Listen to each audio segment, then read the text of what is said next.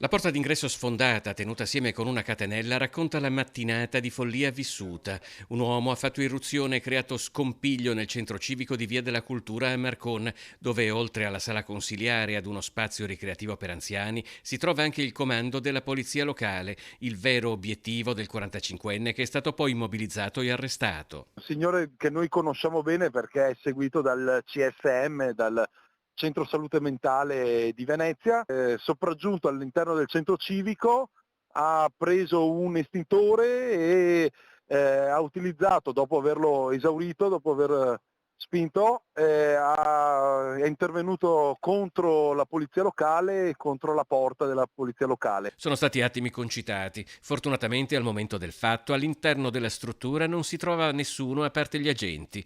L'uomo fermato risulta seguito dalle strutture sanitarie della salute mentale, è originario del Moglianese ma si trova spesso a Marcon. Che la polizia locale, su mia sollecitazione, negli ultimi mesi sta tenendo sott'occhio il soggetto e quindi la vediamo quasi come una ripicca nei confronti della polizia locale che lo tiene costantemente monitorato.